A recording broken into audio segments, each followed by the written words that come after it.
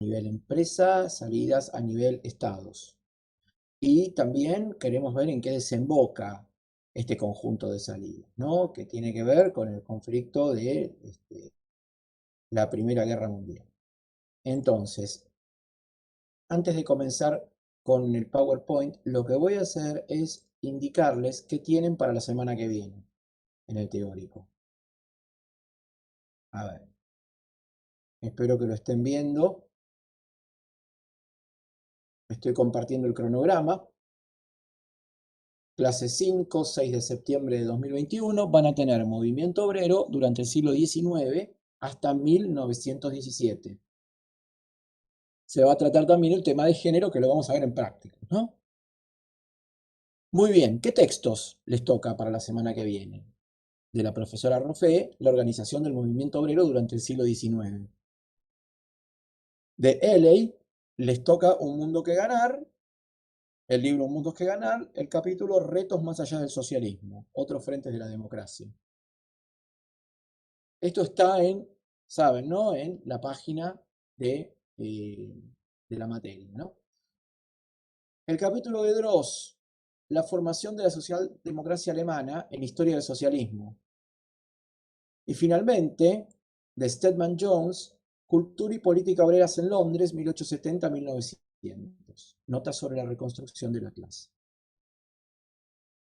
Después acá repitió formación de la socialdemocracia alemana, no lo digo de vuelta. Muy bien, esto lo consiguen en, obviamente, la página de la materia y, bueno, cualquier duda nos consultan, por supuesto, en los prácticos sobre si falta algún texto o algún tema así de apuntes. Muy bien, voy a empezar ahora con la exposición. Si nadie tiene alguna consulta que hacer, ya sea de la semana pasada, burocrática, lo que sea, comienzo a compartir el PowerPoint. Ah, sí.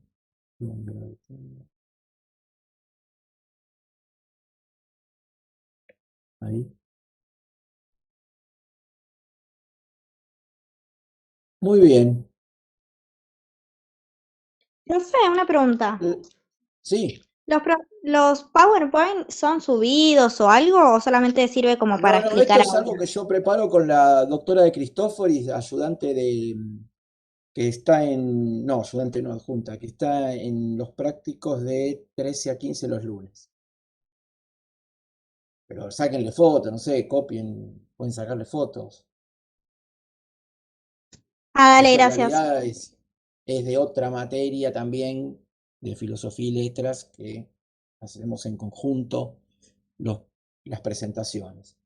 Así que bueno, tema de hoy, expansión capitalista de fines del siglo XIX, crisis de 1873 y segunda revolución industrial.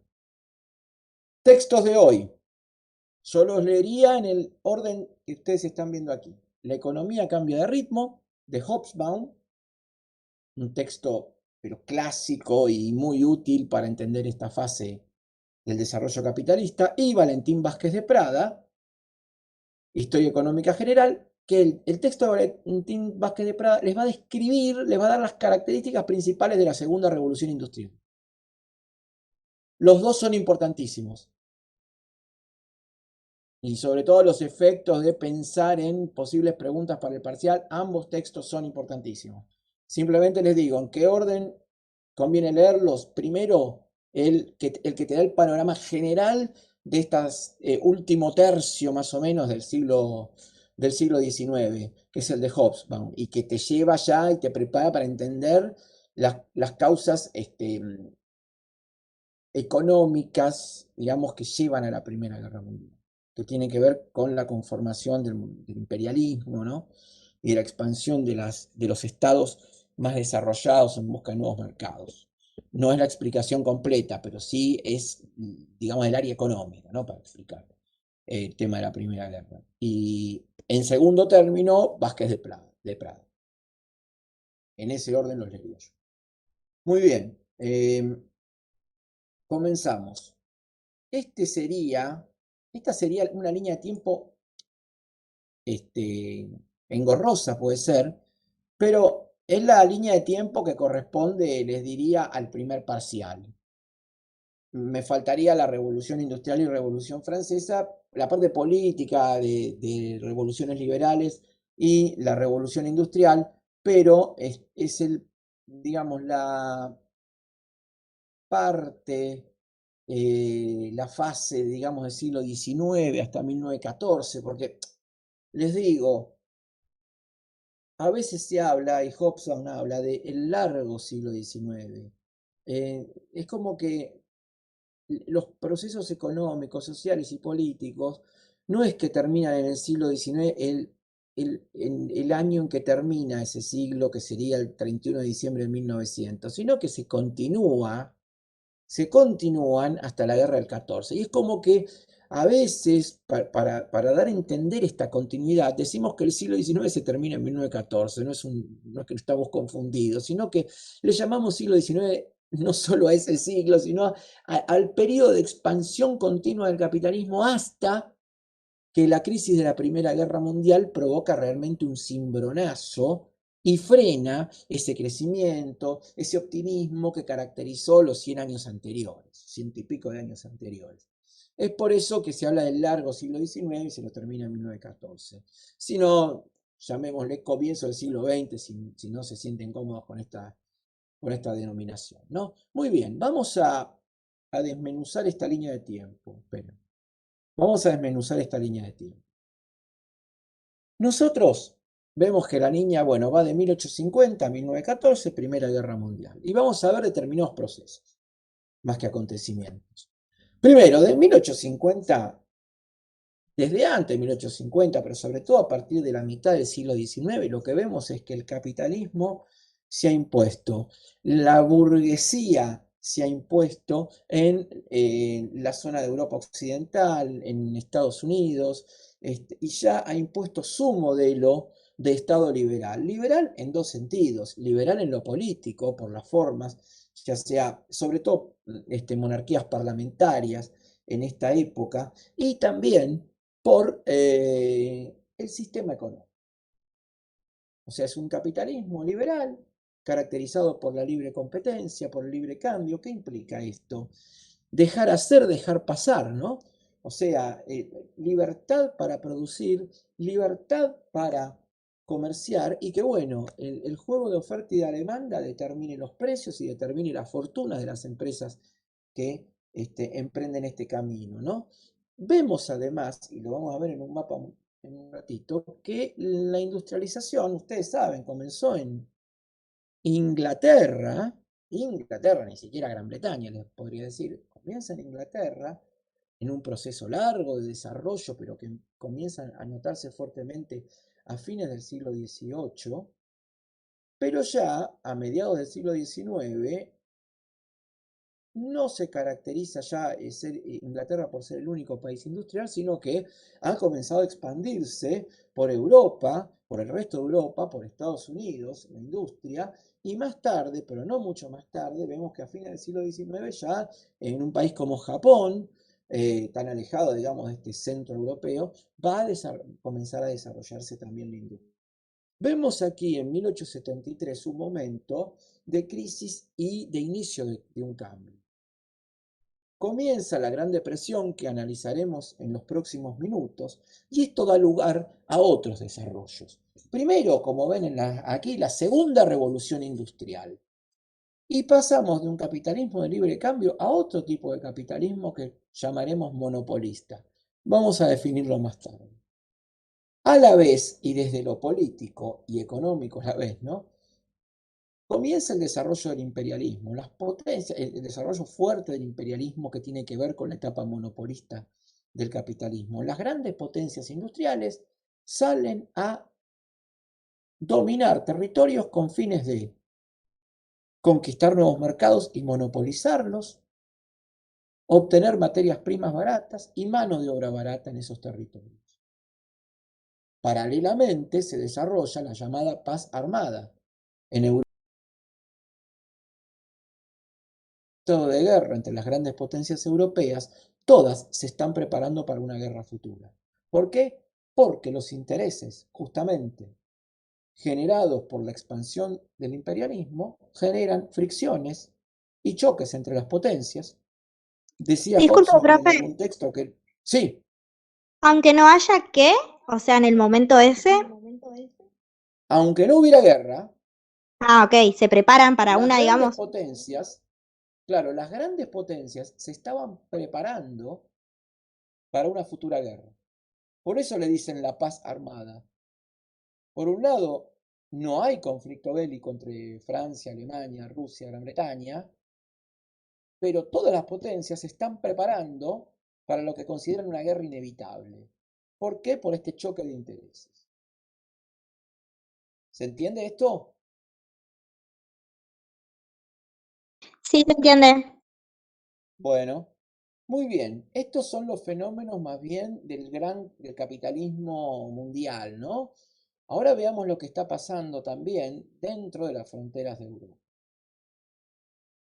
En primer lugar, temática que van a ver esta semana o tal vez la próxima, se está desarrollando primero, bueno, el movimiento obrero comienza, los trabajadores, el proletariado comienzan a tomar conciencia primero de su situación, del dolor común que significa la explotación capitalista en diversos países.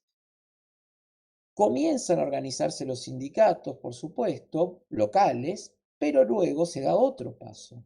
Es tratar de aunar esfuerzos para luchar contra las mismas problemáticas, coordinando la acción de los movimientos obreros de varios países. Es por ello que se crea la primera internacional, la primera Asociación Internacional de Trabajadores. Esto es muy importante y afecta muchísimo la situación interna de los países, porque hay un nuevo actor, no solo económico-social, que es el proletariado, sino que ahora va a ser un actor político, va a dar un paso más, va a hacer notar su presencia dentro de cada una de estas sociedades y va a reclamar por sus derechos. Al fracaso de la Primera Internacional, 1876, bueno, ya lo verán cuando lean a Dross, viene un periodo de, digamos, de desorganización y luego se intenta organizar la llamada Segunda Internacional, que tendrá varios problemas que tienen que ver con esto que está aquí, porque con estos procesos que estamos viendo aquí, puesto que la Segunda Internacional va a tener que confrontar con el imperialismo, el armamentismo, el avance del Estado a nivel nacionalización de las masas, véanlo aquí abajo, es decir, los estados no solo van a avanzar y desarrollar la economía, se van a establecer políticamente como estados liberales, sino que también pretenderán ganar consenso en la población. A la vez que van a desplegar un aparato de coerción, también van a tratar de lograr consenso en la población, lograr la integración de cada país a través principalmente de la educación.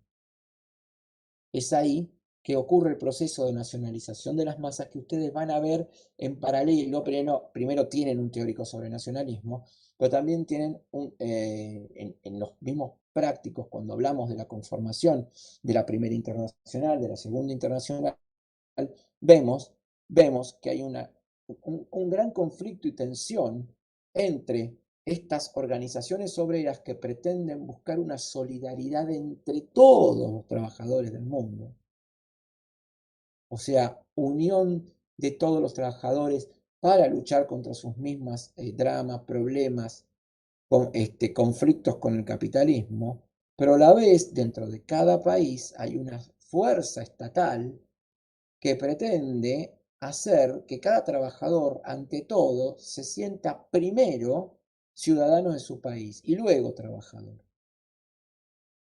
Lo que estaría buscando las internacionales, el movimiento obrero sería al revés, ¿no? Que cada trabajador se sienta ante todo trabajador, solidario con sus hermanos de otros países. Y luego que estuviera la identidad nacional. Pero esto no se verifica. El trabajador, con el correr del tiempo, se hace cada vez más francés, más alemán, y no abandona su identidad obrera, pero está en segundo plano respecto a su identidad nacional. Esta es una lucha de identidades, además de luchas materiales. ¿Se entiende esto? Sí, sí. Profe, Muy bien. Profe, Entonces, tengo una duda, Sí, dale. disculpe. Le hago una pregunta. ¿Nacionalismo es lo mismo que patriotismo? Bueno, se utiliza el término nacionalismo, ¿no? Más fuerte, pero sí, lo puedes utilizar como sinónimo. A ver, ¿qué es patriotismo? Amor a la patria. Uno de los sinónimos que podemos utilizar para nación es patria. En general, el término que usamos para el análisis es nacionalismo, sobre todo porque el término nacionalismo tiene una vinculación con movimientos políticos, partidos que se autodenominan nacionalistas, y el término patriota no se utiliza tanto en términos políticos, se puede utilizar en el discurso, pero no en la práctica y en la organización política. Por eso privilegiamos el término nacionalismo, a partir del cual, digamos, se arma toda una armazón teórica, de la que ustedes verán un pequeño panorama solo para comprender cómo juega el nacionalismo en este esquema que ven aquí en la línea de tiempo. No sé si respondí tu pregunta. Sí, sí, muchas gracias. Perfecto, muy bien. Sigo con la línea, no, abandono la línea de tiempo, simplemente vean, esta línea de tiempo termina con el gran conflicto que es la Primera Guerra Mundial. Y de ella surge la Revolución Rusa, temática que verán, creo que es temática del primer parcial, o por lo menos la primera parte de la Revolución Rusa. Pero este es el panorama, digamos, de las próximas lecturas. No solo es para explicarles estos procesos que vamos a ver hoy, sino para que tengan una guía de las próximas lecturas. O sea, imperialismo, Primera y Segunda Internacionales, Primera Guerra Mundial, Revolución Rusa, el tema de nacionalismo también que van a ver. O sea, háganse una idea de que este es el panorama que tienen a los efectos de pensar en el parcial hasta el primer parcial, más o menos. Muy bien, continúo.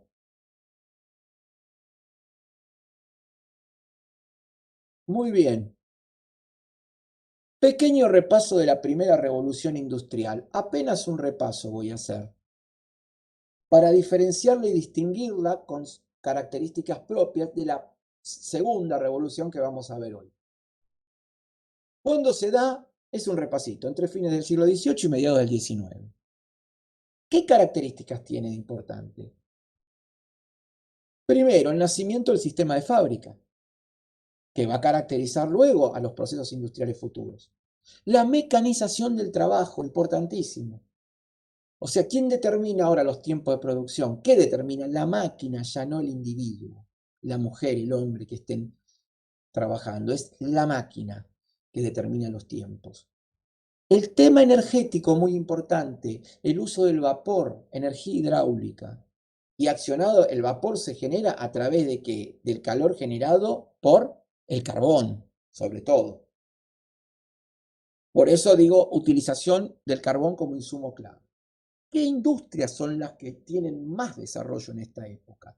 La industria textil y la metalúrgica.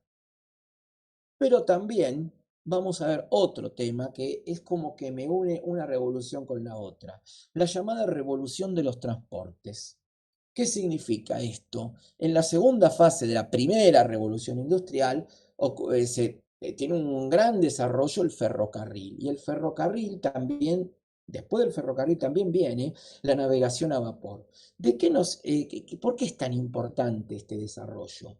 Porque estos transportes van a permitir el transporte de mercancías y personas cada vez más rápido y a la vez cada vez más barato. ¿Qué va a implicar eso? Que grandes porciones del mundo que estaban afuera tal vez de los grandes intercambios internacionales se van a integrar ahora al mercado mundial gracias a estas velocidades nuevas. Aquí ven un ejemplo que traje con la reducción, por ejemplo, de la duración de los transportes en Gran Bretaña, para que se hagan una idea de lo que es una revolución a nivel transporte. Antes del tren, para ir de Londres, aquí en el sur de la isla, hasta Edimburgo, bien al norte, hacían falta entre 10 y 12 días. 10 y 12 días. Fíjense en las siguientes etapas. Para 1830, con los trenes, un viaje de 10 días se había reducido a 45 horas. Y un viaje en 1855 de 45 horas se redujo a 13. Les pregunto, ¿qué impacto tiene, para no pensar en Gran Bretaña, en Francia, en nuestro país? ¿Qué impacto tuvo esto? Con el tiempo, ¿no?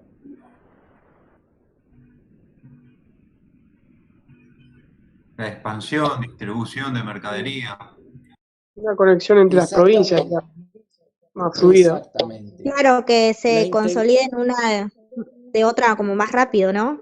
Más directo. Exactamente. Permite lo siguiente, la integración de la de nuestro carne. país. Sí, exacto. Carne y cereales, sí, y oleaginosas, ¿no? O sea, la integración de nuestro país al mercado internacional. ¿Por qué? Porque con los ferrocarriles se transportaba de todos los rincones de la Pampa, de la región central del país, las mercancías hacia el puerto de Buenos Aires, y de allí partían en barcos a vapor, hacia, sobre todo, Europa, ¿no? Que era el destino de nuestras exportaciones. Pero también tenés otra cosa, además de mercancías. Tenés el transporte de personas. Gracias a la navegación de vapor, bajaron enormemente los costos de pasajes de barco, y esto permitió que millones de personas, digo millones, pudieran pagarse un pasaje para venir a vivir a América del Sur, a Estados Unidos, a varios destinos americanos, y esto permitió la gran emigración. Bueno, que nosotros llamamos gran inmigración, ¿no? Porque nosotros recibimos inmigrantes. Bueno, si no existe como, digamos, paso previo este desarrollo en los transportes, hubiera sido no hubiera tenido lugar la integración de nuestro país al mercado internacional tal como se dio en la segunda mitad del siglo XIX. Es por eso que lo traigo a colación y es tan importante para seguir comprendiendo, digamos, las siguientes etapas del desarrollo capitalista. Esto se da a partir de 1830 y sigue, es una progresión que sigue durante años y años, ¿no? La expansión de la red ferroviaria y la expansión de las conexiones navales en el mundo. Bueno, ¿se entendió esto? Sí, sí. Sí, profe. Recapitulando, la primera revolución industrial tiene como sesgo particular 3 puntos. Primero, y esto sí es realmente el gran cambio, se pasó de sociedades agrícolas a industriales, del mundo rural al mundo urbano, y una mayoría de la población viviendo en áreas rurales a una mayoría viviendo en áreas urbanas.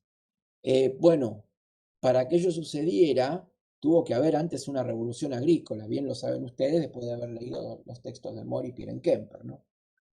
Otro tema, difusión del uso de la energía inanimada en reemplazo de la humana y la animal. O sea, se pasó de la energía orgánica que se usaba antes para, digamos, calefacción, para dar, por ejemplo, para dar calor y fundir metales. Sobre todo se usaba el carbón de leña. Se pasa ahora a utilizar el carbón mineral ante todo, que si bien no es renovable, las existencias y las reservas de carbón eran inmensas en la Gran Bretaña del siglo XIX y todavía hay grandes reservas de carbón. De hecho, el carbón todavía no dejó de utilizarse. no dejó de utilizarse. En estos procesos, no piensen que se pasa de una energía a otra y la energía anterior se abandona en cuestión de días, se abandona en cuestión de años. El reemplazo tarda muchísimos años.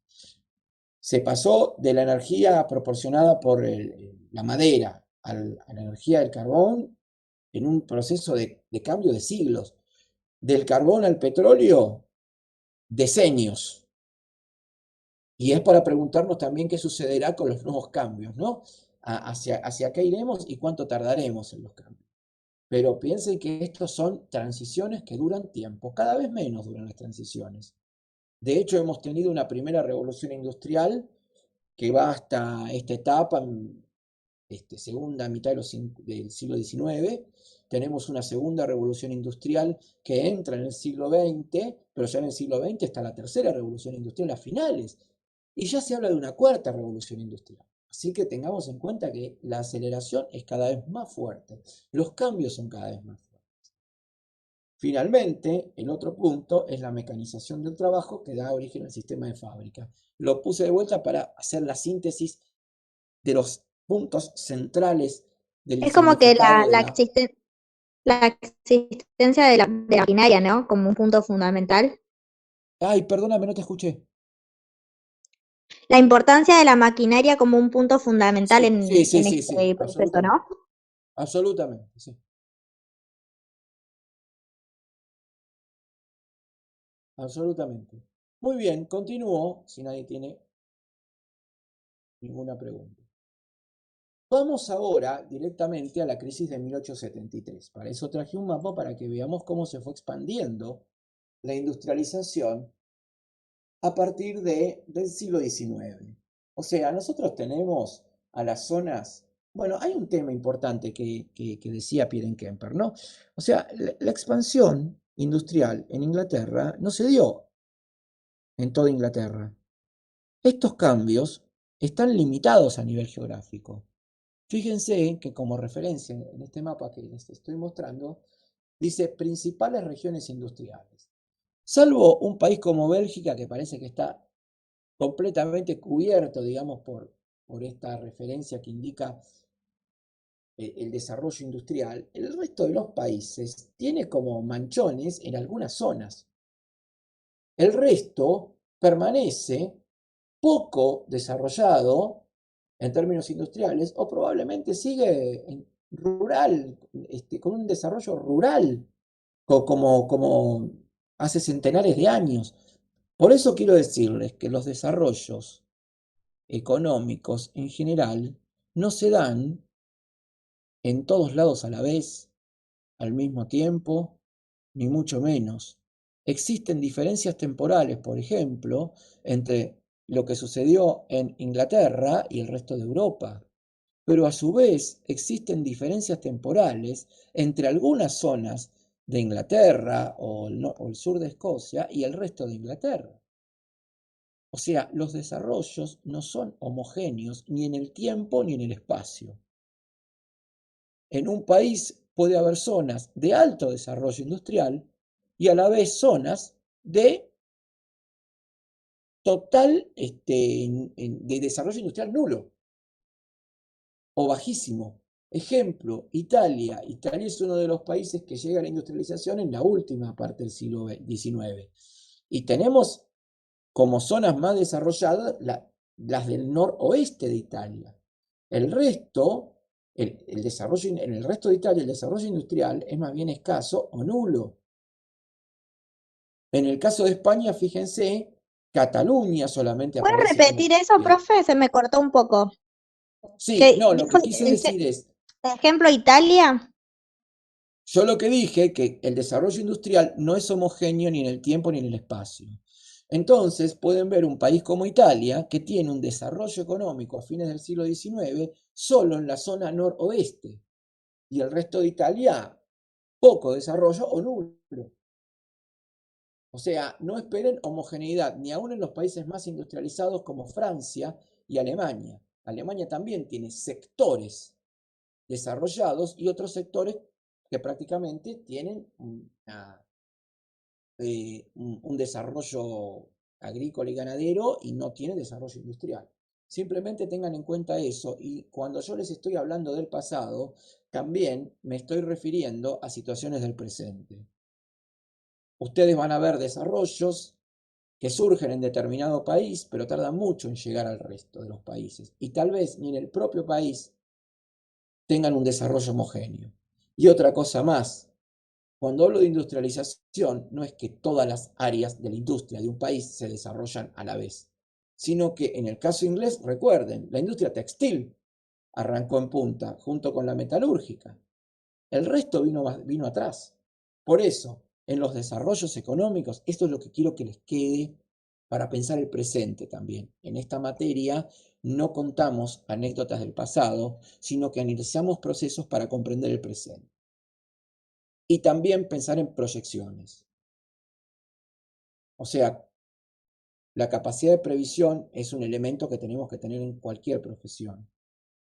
Y el conocimiento del pasado nos sirve para tener elementos para no solo comprender el presente, sino también pensar, elaborar, diseñar escenarios en el futuro. Ya que no se puede predecir, podemos ver las tendencias.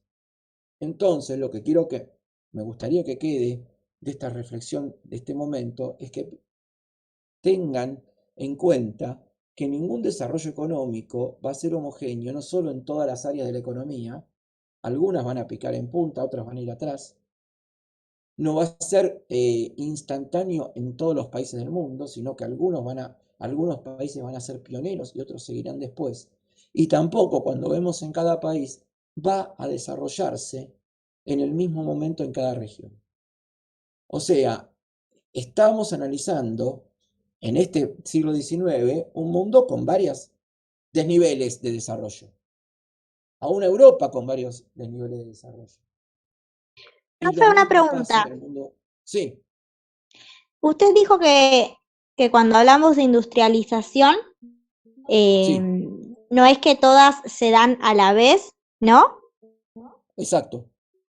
Entonces, por ejemplo, si hablamos de industrialización, ¿qué podemos decir sobre un país? Que no sé si me puedo explicar. Sí, fíjate este mapa que estoy mostrando. Fíjate las Sí, diferencias. Cuna de la revolución sí. industrial y ponen Reino Unido. En un verde un poquito más clarito que el de Reino Unido aparecen los países que se industrializaron a mitad del siglo XIX. Y luego, en colores más claros, los que tardaron más. Fíjate que no es homogéneo el desarrollo. Comienza en Reino Cada uno Unido. tuvo su proceso. Exacto. Pero fíjate además esto. Estas marquitas, estas líneas rojas, principales regiones industriales. En cada país hay zonas más desarrolladas a nivel industrial que otras. Fíjate el caso de Alemania. Tenés 3, 4 regiones y el resto no. Menos. O tal vez no hay desarrollo industrial en algunas regiones dentro de un país. En el caso de Italia, fíjate, tenés solo el norte, el sur no tenés nada o poco. Por eso te digo, no hay homogeneidad en el desarrollo temporal, no hay homogeneidad en el espacio, no hay homogeneidad en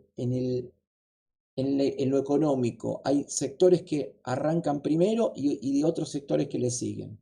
Esa es la síntesis de lo que quise explicarles en este momento. No sé si se entendió. Sí, Re. Sí, sí, profe. Sí, profesor. Muy Ahora bien. sí, profe. Bueno. Sí, uy, se me escapó. Esperen, acá. Vamos a analizar entonces en el texto de Hobsbawm las causas de esta crisis. ¿Por qué fue una crisis? Ya veremos. Panorama general, se expandió la industrialización, ya lo dije. ¿Y qué pasa cuando se expande la industrialización? Y aumenta la oferta de productos industriales. Obviamente. Si antes solo fabricaba camisas el Reino Unido, ahora Francia, Alemania, Bélgica están fabricando también camisas. Hay competencia. ¿Qué está pasando además? Les dije que nuestro país ingresa al mercado mundial, pero también Estados Unidos, Canadá, Australia, que son países que tienen una fuerte oferta y capacidad de producir productos agroganaderos. Por lo tanto, hay en el mundo cada vez más oferta de productos del agro. Argentina, por ejemplo, ya desde mediados del siglo XIX producía en gran cantidad, criaba ganado lanar para producir lana y venderla a las fábricas europeas. O sea, hay competencia por la oferta para ofrecer productos agrícolas. Por eso hablamos de la revolución de los transportes que les expliqué antes. ¿Qué pasa entonces cuando aumentan los precios si se mantiene la demanda? Perdón, cuando aumenta la oferta, Aumentan. ¿Cómo? Con la primera pregunta dije que aumenta. Ahora O bajan los sea, precios. Ahora No, lo bajan los no, perdón, me precios. no expresé llegué a mal yo. escuchar lo que dijo, perdón. No llegué a No, es que escuchar, yo me expresé mal. perdón. Yo me expresé mal. Yo digo, si aumenta la oferta de un producto y se mantiene la demanda, ¿qué va a pasar con el precio? Sí, bajan los En un precios. mercado Bajan los libre, ¿no? precios. Una Va a bajar deflación. el precio. Claro, ahí bajan los precios. Exacto. Y encima, ¿qué problemas tenía el productor? Que tenía costos fijos, que no podía bajar. Entonces le baja el margen de ganancia. Y a Y su vez había esa, aumentado la competencia al por eso, productor. ahí tenés. Ahí Había tenés. aumentado la Entonces, competencia, entonces empezamos a tener menos ganancias a su vez también. exacto. Entonces los productores empiezan a percibir un descenso en su rentabilidad. Y es por eso que empiezan las crónicas de la época a hablar de una crisis. No es una crisis porque se detuvo la producción, es una crisis por sobreproducción. Y que no hay mercados que puedan absorber toda esta producción. Este es el problema. Ahora vemos las salidas. Piénsenlo, y se los digo, voy a ser bien pragmático. Piénsenlo para el examen. Causas de la crisis la tienen acá, en lo que están viendo. Ahora vamos a trabajar con las salidas. ¿Se entendió hasta acá? Sí, sí. Sí, profe. Muy bien. Vamos a pensar en grupos sociales, en estados y en empresas para salir de la crisis. Porque esto es un desastre, sobre todo, por ejemplo, en el área agrícola. Porque ¿qué pasa? El pequeño agricultor que vivía de vender su producto en el mercado y con eso mantener a la familia, resulta que lo que produce no vale cada vez menos. Y le alcanza cada vez menos para mantener a su familia. Dos salidas tiene el campesinado. Primero, le voy a hablar del cooperativismo. ¿Qué significa cooperativismo? ¿Alguien lo sabe? Se unían Es muy entre importante varios. para el tema Alianza. del mundo del Se, trabajo, uni- en el siglo se XIX. unían, Las se escucho, los unían escucho. entre varios. Se agrupaban entre varios para llegar a un acuerdo. Muy bien. ¿Y qué les permitía acordar? ¿En Los qué precios. acordaban, por ejemplo? Los precios. El texto habla del Bien. oligopolio. No, bueno, sí, acá estamos hablando, ojos, no dudo que de esos, que el oligopolio es un tema que vamos a tratar para este periodo. Pero aquí hablamos de pequeños campesinos, no hablamos de grandes firmas. Ok. Se juntaban y armaban cooperativas. ¿Para qué? Para comprar más barato los productos que necesitaban, semillas, instrumentos de trabajo, y tratar de posicionarse y tratar de vender sus productos a un mejor precio. Y también, Cooperativismo por lo justamente, general, profe, asistirse. está... Ah, perdón. Sí, dale. No, por lo que dijo, se asocia al cooperativismo, se asociaría entonces más a las épocas de crisis, ¿no?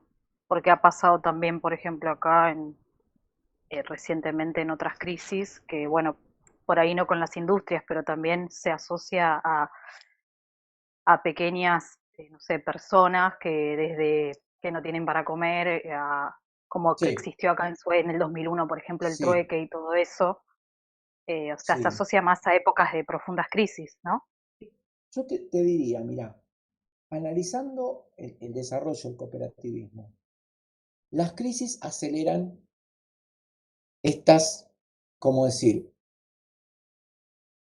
asociaciones de personas, agrupamientos, ahí está. Pero lo que se puede ver, y sobre Claro, todo en el campesinado y en el movimiento obrero, hay una tendencia al crecimiento del cooperativismo que obviamente acelera esta crisis, seguro, y ahí te doy toda la razón, pero esto sigue, este sistema cooperativista sigue, y lo vas a ver crecer cada vez más conforme avanza el siglo XIX y empieza el siglo XX. Nosotros hemos tenido grandes cooperativas como el Hogar Obrero, que bueno, dejó de existir creo que en los años 80 o comienzos de los 90, pero la inmigración, si lo vemos de nuestro lado, trajo, entre otras cosas, prácticas de asociación, de cooperación entre trabajadores. Y el cooperativismo es uno de los legados del movimiento inmigratorio. Por eso ahora voy a hablar de la inmigración. La otra salida para las familias, porque la inmigración es un plan familiar, vean por favor esta escena, típica escena de un puerto europeo en el siglo XIX, pero también el XX, es que, como verán, se está yendo el padre, queda la familia en, pensemos, la unidad productiva campesina, porque en general estamos hablando en su mayoría de campesinos. Ese trabajador se va probablemente a levantar la cosecha a la Argentina o a Estados Unidos, o capaz que hace doblete, se va a Estados Unidos y luego a la Argentina por la diferencia de tiempo de las estaciones que hay, ¿no?, entre Estados Unidos y Argentina, y luego vuelve. Y mientras tanto, tengan en cuenta esto, por favor, ¿cómo ayuda al sostenimiento del hogar? Porque la mujer se queda a cargo de todo en la unidad familiar. ¿Qué hace? Envía dinero del país donde está para justamente contribuir al sostenimiento del hogar. ¿Cómo se llama ese dinero que envía una emigrante a su país para el sostenimiento de su familia y que tanto Remesas. influye como las remesas? Muy bien. ¿Les estoy contando anécdotas del pasado, ustedes creen? ¿O estoy hablando del presente? Del presente también se relaciona, sigue pasando. Totalmente, Profe, le hago una totalmente. pregunta. ¿Las Sí, cooperativas recibían sí. préstamos como para parar una forma de protesta, para que no haya represión, estallido, vamos a decir? ¿Estas Es una cooperativas muy buena. recibían? Mirá, te comento esto, es buenísima la pregunta que hiciste.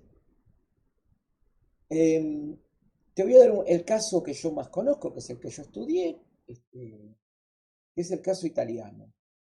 En, digamos, el siglo XIX, segunda mitad, 1870, 1875, así, había tres opciones para el campesino. Dos las puse acá. Te vas, luchás, y esa no la puse claramente. Luchar puede ser formar cooperativas o rebelarte, o te resignás. La resignación, algunos la habrán elegido, otros, muchos, pero muchos, eligieron irse, organizarse en cooperativas o en sociedades de ayuda mutua, o rebelarse directamente. En el sur de Italia estallaron rebeliones durante toda la década de 1870 y fueron violentamente reprimidas. Pero también hubo una organización del campesinado para asistirse entre todos. Y si vos me preguntás sobre si recibían apoyo, bueno, en el caso italiano que yo estudié, lo que te puedo decir es que los gobiernos italianos, si bien no ayudaban mucho, la iglesia ayudaba, a veces la corona, o sea, el rey, la casa real daba donaciones. Lo que hacían es facilitarle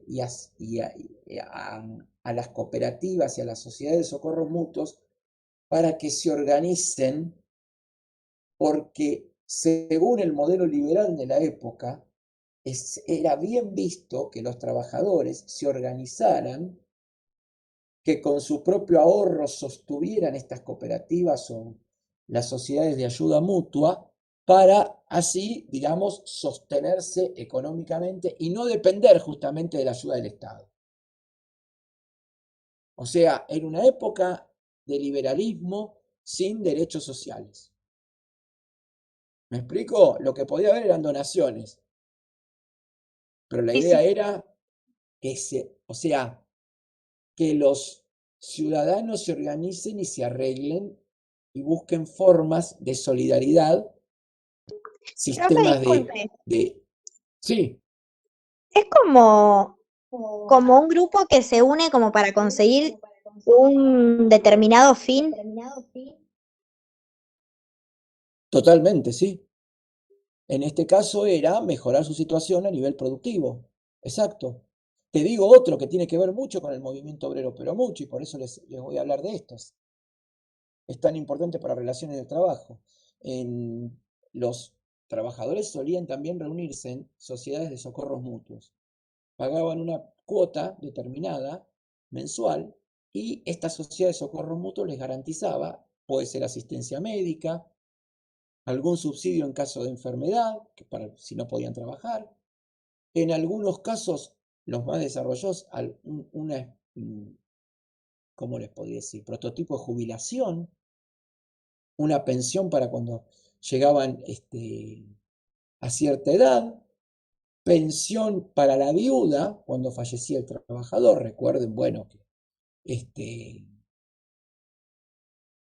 había un porcentaje de, de mujeres que se dedicaban solo a la atención, sostenían el hogar, ¿no? Hay que relativizar estos números porque el porcentaje de mujeres que trabajaba en fábricas era enorme, pero parte de la invisibilización, esto tiene que ver con el tema de género, tiene que ver con hablar siempre de los trabajadores, el movimiento obrero conformado por trabajadores varones. Bueno, ese es un tema que van a tratar en los prácticos y es muy importante también. O sea, imaginemos esta imagen que ven.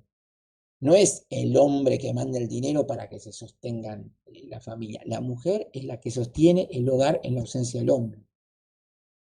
El hombre va a aportar estos excedentes que terminan faltando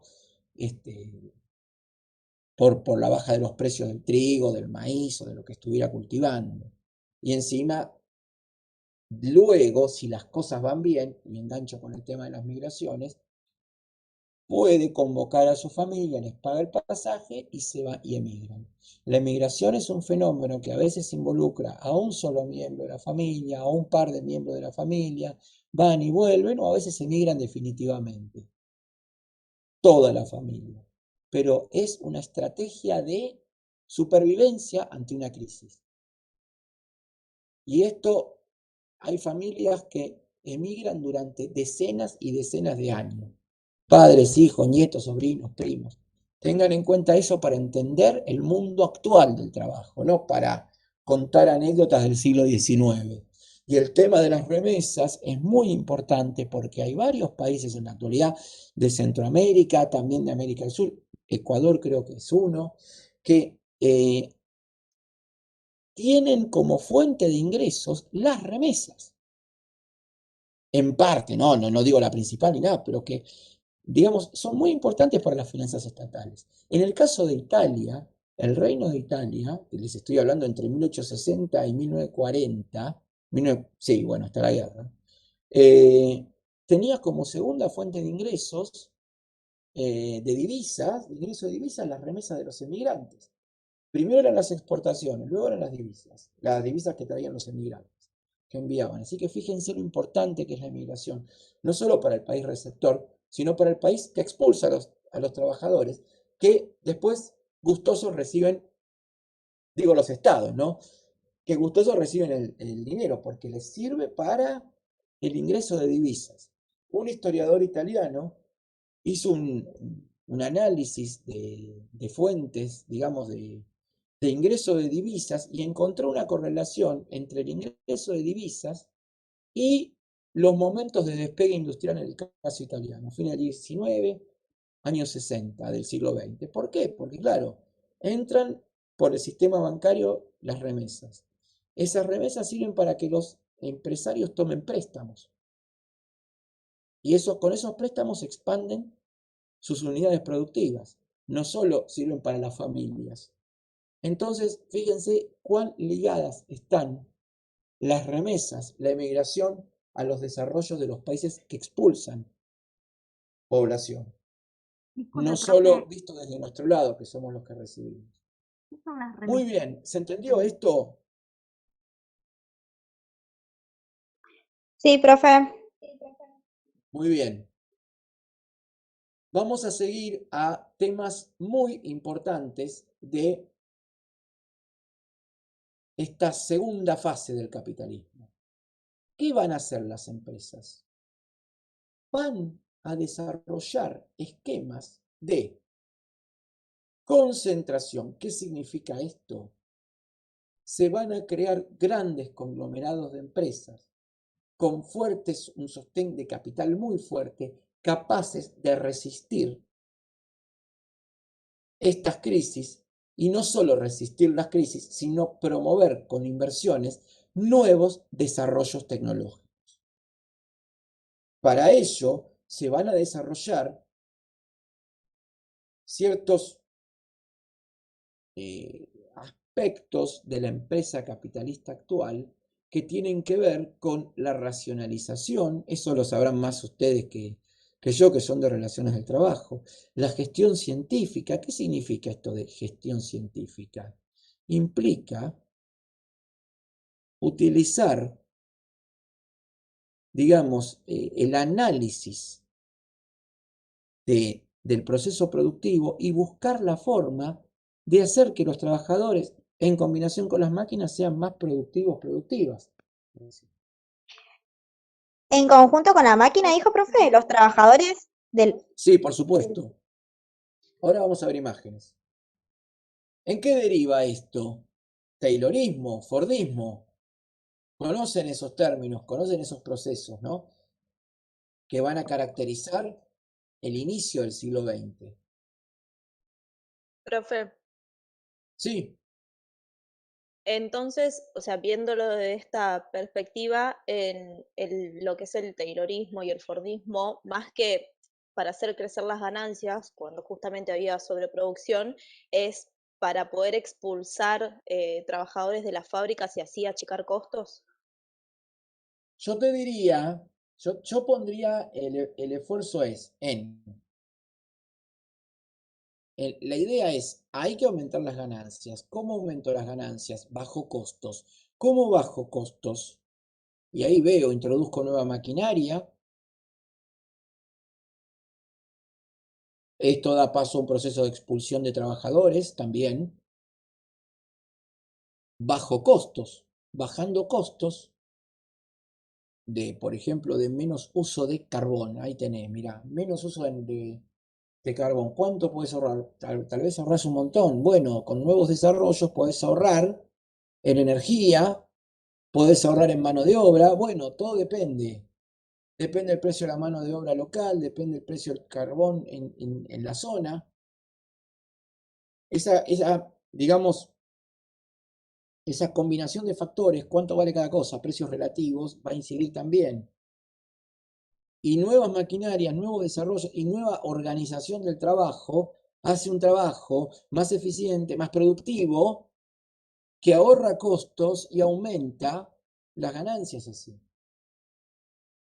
Muchas veces lo que Hay que hacían, pensarlo. creo yo, que es para bajar costos, o sea, para abaratar costos, eh, contrataban a trabajadores que no estaban especializados en el rubro que van a hacerlo, o sea, entonces le pagaban menos que los que tenían anteriormente. De esa manera también Bueno, bajaban costos. bueno, y eso se puede hacer si el trabajador o la trabajadora se necesita menos experiencia, porque vos tampoco podés poner a alguien que no sabe de un oficio, de un tipo de trabajo, a hacer algo que después no lo va a poder hacer. Pero lo que pasa es que con la maquinaria se va haciendo cada vez menos necesario que el trabajador en sí, la trabajadora tenga algún tipo de conocimiento o experiencia. Claro, Y va a digamos, haber, personas sin experiencia a la cual puedan remunerarle algo, pero que esa persona en sí no se pueda, como entre comillas, quejar, ya que no tiene esa experiencia. sí, ese es Pero un también método, no, eso no lo dudo, es un método Entonces de bajar como costos. que acepta que acepta lo que le están pagando, digamos, ¿no?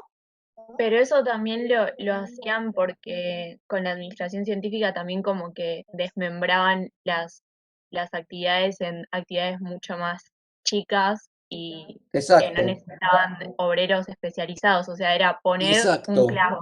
Entonces la persona ponía un clavo y cualquier persona podía hacer eso y por lo tanto bajaba la calificación de cada actividad. Sí, porque justamente lo otro de lo que tenemos que hablar es de la división del trabajo que acompaña a esta gestión científica y racionalización. Hay cada vez una mayor especialización. Primero la división entre el cuello blanco y cuello azul. Hay todo un sector administrativo y de gestión que surge. Por otro lado, dentro del cuello azul hay cada vez más una atomización del trabajo, como dijo la compañera recién. Yo les voy a mostrar, voy a interrumpir brevemente este PowerPoint, y les voy a mostrar un dibujo, un gráfico muy simple que tiene que ver con lo que dijo la compañera recién, que tiene que ver con esta gestión científica y con el Fordismo sobre todo, ¿no? Una persona que realiza las 5 fases necesarias para la fabricación de un producto solo puede fabricar una unidad. 5 personas, cada una de ellas especializadas en una de las fases de fabricación, fabrica 10 unidades en el mismo tiempo. A ver, esto es un esquemita, un modelito, no tiene que ser exacto, pero esto es el modelo, digamos, que se implanta. Cada persona ahora hace un pequeño trabajo dentro de una gran cadena.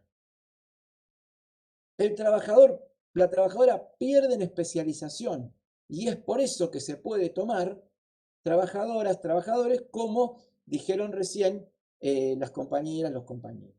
Ese es el punto. Ese es el punto. Tomen en cuenta la división del trabajo que comienza a haber, que sirve justamente para esto, abaratar costos, y reducir también la mano de obra.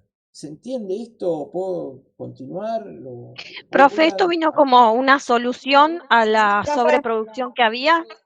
Esa es la salida a la crisis. Recuerden que Bien, uno de los gracias. problemas era costos altos. Esto apunta a la baja de costos. Pero también hay otra cosa. Perdón, alguien me hizo una pregunta, no quiero embalarme. Ah, pensé que había alguien que me había hecho una pregunta. Muy una bien, compañera preguntó, digamos, sí. eh, que si esto era salida de la crisis. Usted confirmó. Es una salida de la crisis, exactamente, exactamente. Sí, sí, que tiene que ver con los costos, sí. Pero también la idea de concentrar, no solo se crean grandes empresas, sino que también varias empresas grandes comienzan a acordar entre ellas, tienen acuerdos, alianzas, algunas de larga duración, otras de corta duración, que sirven ¿para qué? Para controlar mercados.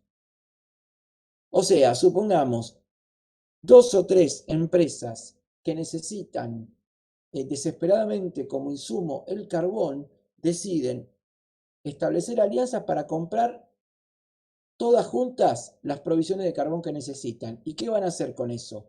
Si son empresas grandes y demandan mucho carbón, los vendedores de carbón van a estar dependiendo mucho de esas empresas que les adquieren el producto. Entonces, las 3 empresas juntas van a poder exigir precios más bajos. Con eso bajan costos. Pero también pueden hacer acuerdos, pongamos que sean empresas de acero, para fijar precios del acero, dejar de competir, porque la competencia es ruinosa, arreglar precios, dividirse el mercado y vender el precio al precio que hayan arreglado entre ellas. ¿Qué significa? Si son oferentes, pocos oferentes en un mercado con muchos demandantes, es un monopolio o un oligopolio. Monopolio es cuando hay un solo oferente, oligopolio cuando hay pocos, pero más de uno. ¿Se entiende esto? Sí. Sí,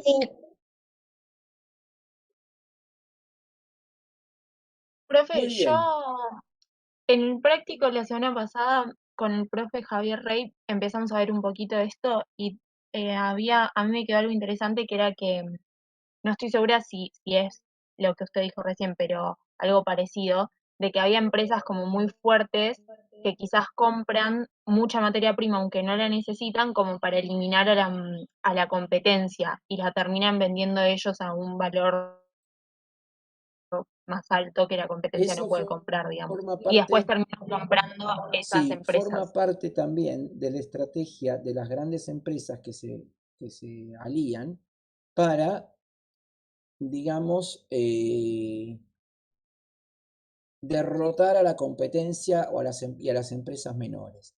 Hay una palabra que se llama dumping,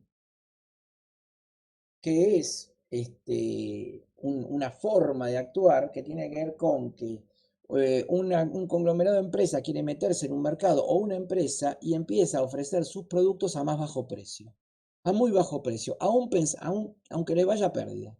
¿Para qué? Para forzar a los competidores a bajar el precio también. Y muchos competidores, como no pueden resistir la baja de precios, terminan fundiéndose. Y esa empresa grande o grupito de empresas grandes termina acaparando un mercado. Ese es un fenómeno que comienza en esta época y que sigue hasta el día de hoy. Todo lo que les estoy contando, digamos, esta etapa es el inicio de un proceso que llega hasta la actualidad. Profe, le hago una pregunta. ¿Estos fenómenos comienzan con el imperialismo? Vienen en paralelo. El desarrollo del capitalismo de esta manera que estamos caracterizando va a generar la expansión imperialista. ¿Por qué? Porque todas estas empresas necesitan abaratar precios y conquistar mercados, abaratar compra de materia prima. Entonces, ¿qué hacen? Se reparten África, por ejemplo, para obtener materias primas. Mano de obra barata que les proporcione las materias primas. Pero me refiero a la población africana. Y luego, también, cuando ocupan una colonia, no solo le obligan a vender barato sus productos, le obligan a comprar caro los productos del país industrializado. ¿Se entiende lo que digo? Sí. Sí, sí, nosotros vendíamos materias primas y comprábamos los productos industrializados y probablemente hubiese sido más barato hacerlos acá, pero terminamos comprando a un valor caro lo que producían en los países con nuestras materias primas. Mirá, nosotros producíamos la lana y ellos nos vendían las prendas de lana desde Europa. Nosotros vendemos el cuero de vaca y desde los países industrializados nos vendían las botas. Así que, Profe, sí, ese es el esquema. una Ese es el pregunta. esquema. ¿Esta crisis de sobreproducción fue la primera crisis del capitalismo? La primera gran crisis, sí. Hubo crisis menores, bueno, ya vieron la crisis de 1848. 46-47 en Francia, que fue una crisis capitalista y a la vez una crisis de tipo tradicional. Pero todavía estábamos en una transición. Esto ya es capitalismo que se expande y capitalismo que encuentra el primer frenazo, digamos. Perdón, Profe, una disculpe, pero pregunta. Sí, Sí, anda vos. bueno, gracias. Que con estos esquemas también se permitían, porque había gobiernos, por ejemplo, en África con el tema de que eran colaboracionistas, los gobiernos, sí, entonces sí, permitían el bueno, ingreso de las empresas capitalistas extranjeras. sí, sí. Bueno, te cuento esto. Primero que lo vas a ver en la próxima, en las próximas clases, el tema de la colaboración de los grupos, gobiernos locales, ya sea de África, de Asia, de América, del Sur, para aceptar acuerdos con las potencias industriales, imperialistas, y entonces establecer este sistema de intercambio tan asimétrico a favor de las empresas de los países industriales. Este fenómeno, más allá de que los países industriales controlen militarmente el territorio o no, sigue hasta el día de hoy. Sigue hasta el día de hoy.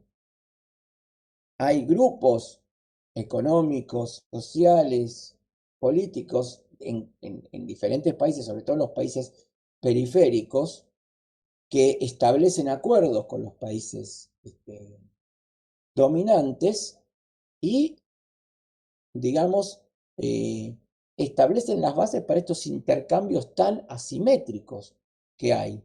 Esto es una continuidad.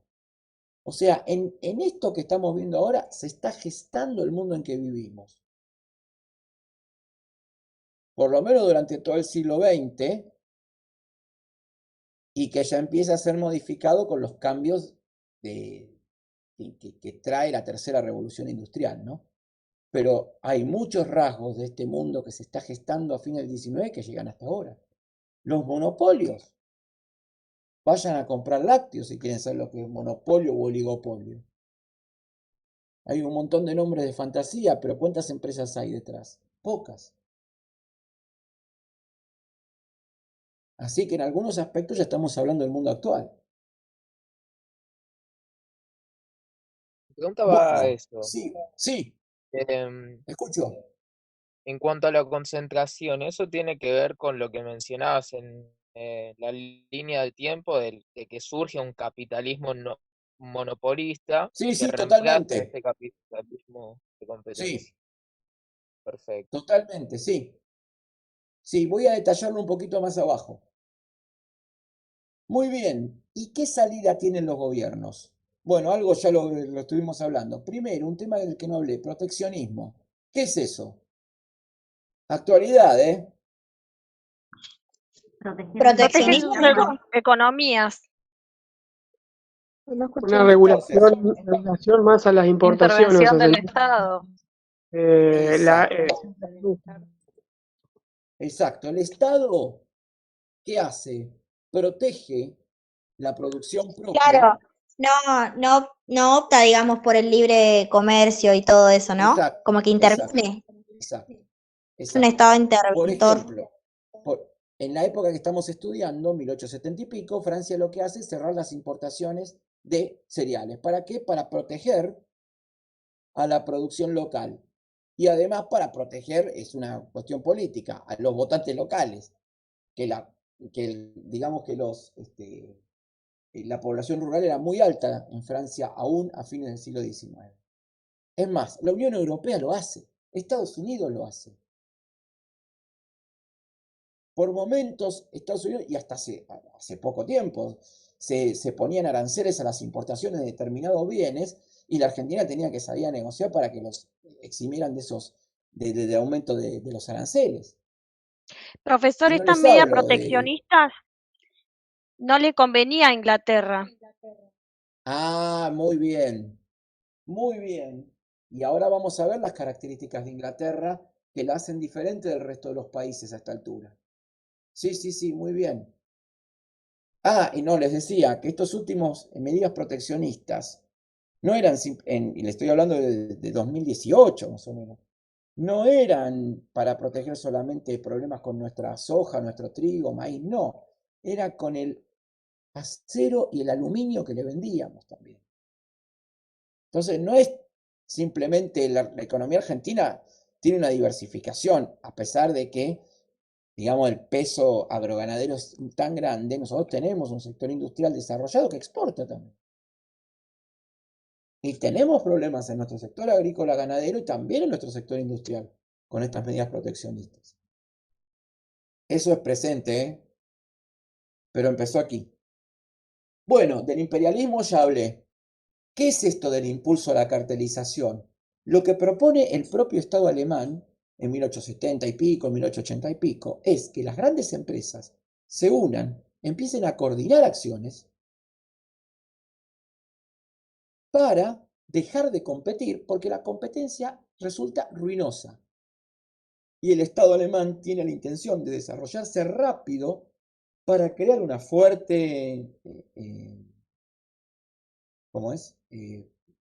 Para crear un fuerte poderío naval para rivalizar con Inglaterra y poder expandirse por el resto del mundo. O sea, que los estados favorecen estas alianzas de grandes empresas. Tengan en cuenta eso. Estas son las síntesis de las salidas a la crisis. Por favor, ténganlo en cuenta y voy a ser bien práctico. Los efectos del parcial, ténganlo en cuenta. O sea, esta es una fase de cambios estructurales en la economía capitalista y da un salto a la industrialización. Da un salto muy grande. Sigo.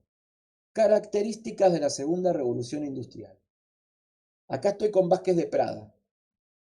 ¿Hasta acá me siguen? ¿Alguna pregunta? Sí, profe, yo tengo una pregunta. Dale. Hay algo que no me queda claro, yo recuerdo que lo mencionaba el texto, pero no recuerdo bien cómo lo enlazaba.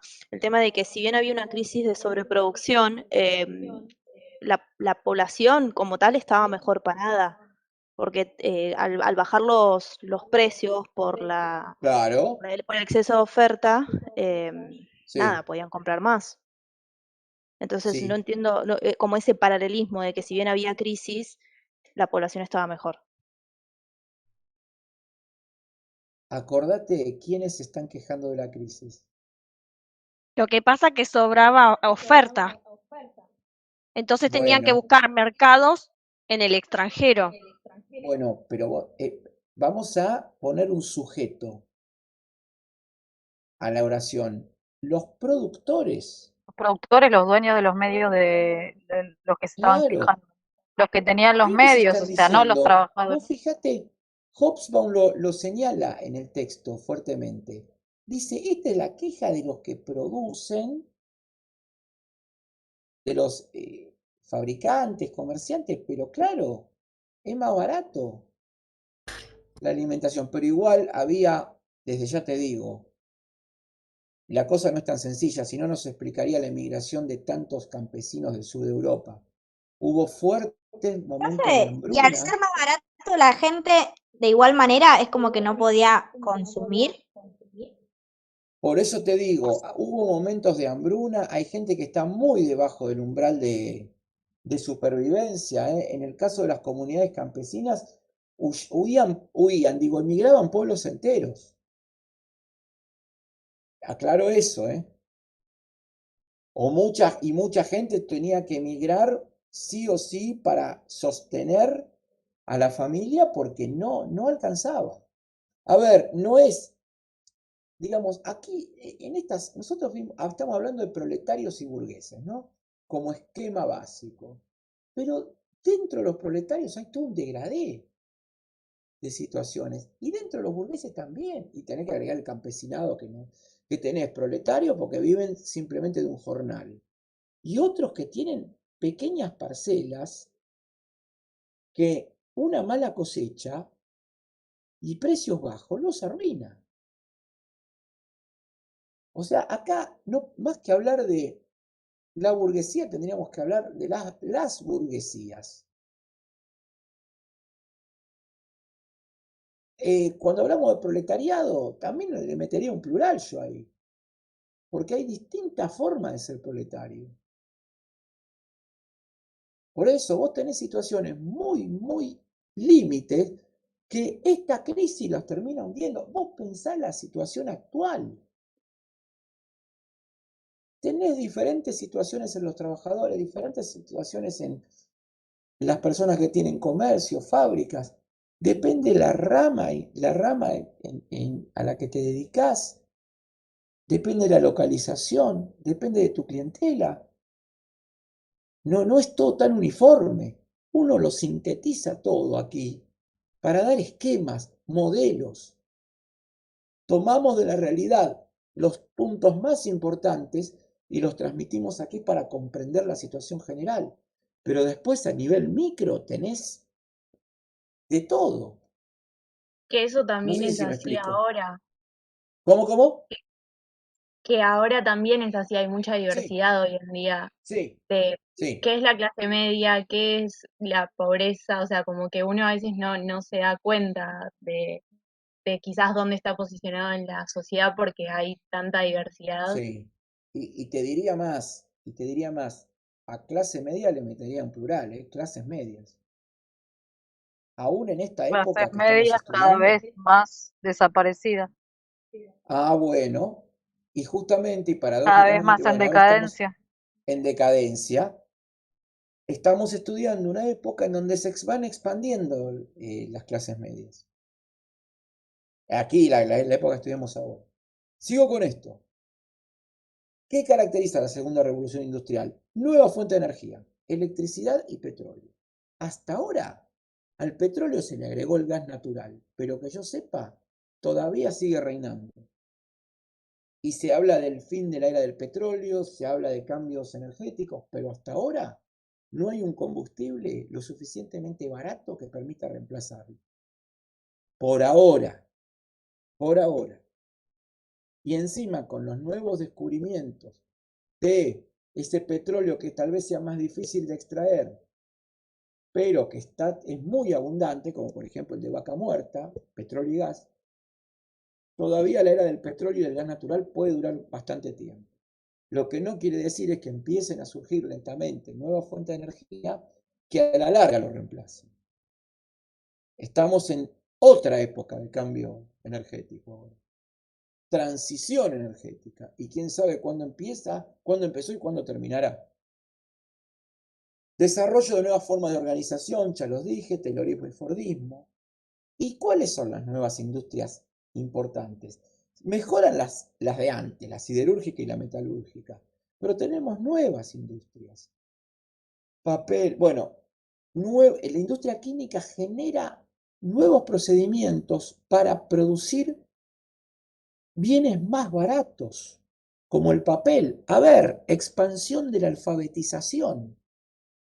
Qué bueno que haya papel más barato. Los libros pueden llegar cada vez a más gente. Y si no son libros, por lo menos revistas o diarios. En esta época, en paralelo, se expande la alfabetización. Y los libros llegan a cada vez más gente porque se está abaratando el papel también. No basta que la gente sepa leer, también tiene que tener capacidad para adquirir bienes de imprenta, impresos, digo. Muy bien, otro tema, la era también del desarrollo de la química, ¿qué provoca? El desarrollo de los medicamentos. Bueno, aquí tengo un cartel del desarrollo de la electricidad, fines del siglo XIX. Aquí pozos petroleros en 1890 y también la industria textil pierde la primacía. Eso Atención, porque Gran Bretaña se empieza quedó atrás. la creación de los armamentos bélicos. Sí, el desarrollo de la industrialización del armamentismo. Entonces, la industria y el armamentismo van de la mano. La Primera Guerra Mundial, la Segunda Guerra Mundial son guerras industriales. Gana el que produce más y el que produce mejor. Atención, el factor productivo en las guerras es esencial. las batallas se ganan primero en las fábricas, produciendo. Sí, el acero. Atención con eso. Eso se los dejo para la Primera y Segunda Guerra. ¿Qué es el tema de la concentración? Aquí vemos, miren, en Perdón, la foto de perdón. arriba una refinería. Se necesita mucho capital para hacer esto. Y abajo la planta de Ford, Una pregunta. con la cadena La de industria, montaje. la industria Sí, hola, siderúrgica, ¿alguien dijo a qué algo? se encarga? Sí, la industria siderúrgica, ¿a qué se dedica? ¿Perdón? ¿A ¿Empieza? qué se... La Ah, industria acero. siderúrgica, Acero y Acero. metales, ¿no? Acero. Sí, sí, sí, sobre todo acero, sí. y la metalúrgica, Hierro, por ejemplo. Autopartes, hierros. Bronce. gracias. Muy bien. Equipamiento cada vez más costoso, ¿a qué lleva? A que se organicen empresas cada vez más complejas. La idea es absorber competidores y resistir a las fluctuaciones de mercado. Entonces, ¿qué empieza? La llamada concentración. ¿Qué es la concentración vertical? Esto es Vázquez de Prada y esto es el mundo actual también, ¿eh? Concentrar en una misma empresa todas las etapas de producción. Profe, Metalúrgica. disculpe, Sí, sí.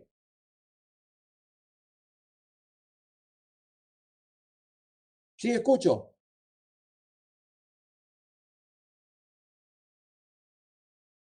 me perdí un poco con la explicación. Dale, decime. ¿Esto continúa con lo anterior? ¿Sí, no? Con el... Yo ahora estoy poniendo la lupa en el tema de la concentración económica. Ah, Es una de las económica. Ah, ahí partes. Sí. Entonces, para poder resolver todas las problemáticas de costos, evitar las fluctuaciones de mercado, eliminar la competencia, comienzan procesos de concentración económica. Un caso es la concentración vertical, que una misma empresa concentre todas las etapas de producción. Petróleo. ¿Conocen una empresa que tenga este tipo de concentración en nuestro país? ¿Petrolera? Sí, Techín, por YPF. ejemplo. PF, Exacto. no Techín. sé, en el sur. Exacto, YPF. PF, YPF explora, extrae, transporta, refina y vende el producto terminado o los productos. Y YPF llegó a concentrar grandes porciones, altísimas porciones del mercado antes de los procesos de privatización. ¿Qué sería concentración horizontal? Control de la fase final de producción o algún proceso intermedio.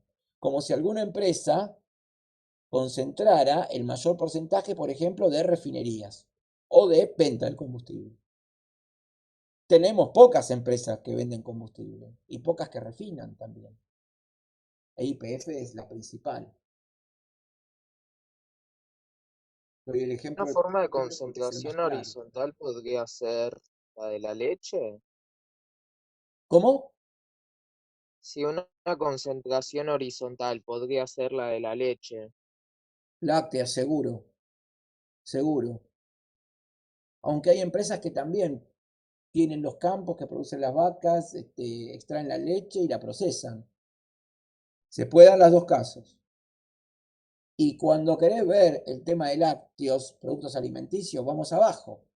Formas asociativas de corto, mediano y largo plazo, ¿no? Acuerdos para eliminar competidores, cárteles con administración o gerencia común o directamente fusión de compañías. Acá tenés los casos, por ejemplo, Rubro Alimentos, tenés estos casos.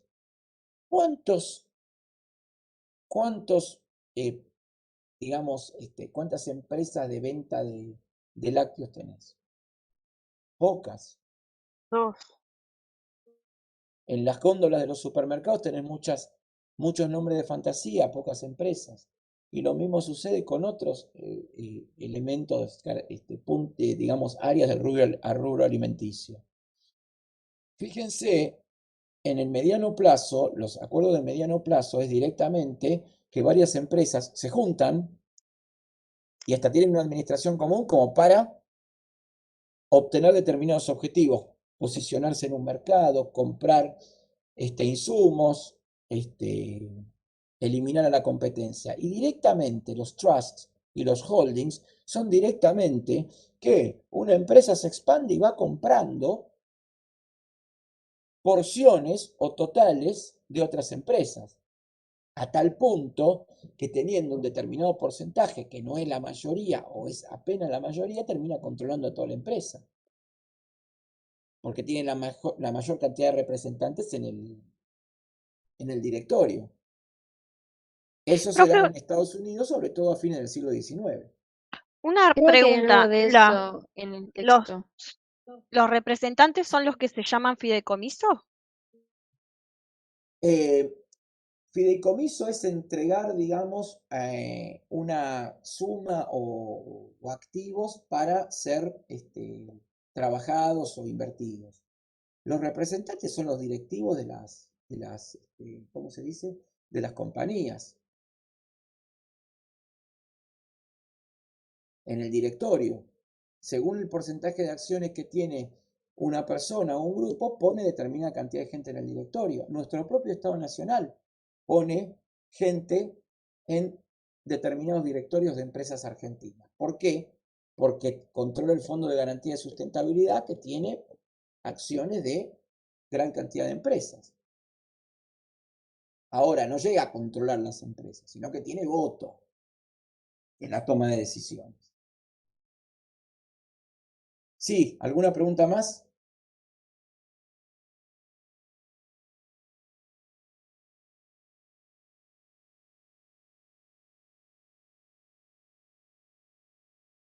¿Sigo? Sí, sí. Sí, sí.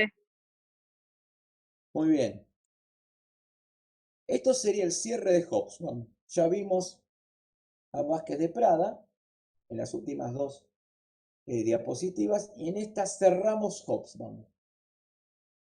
Y con esto ya vamos a la etapa final de la clase.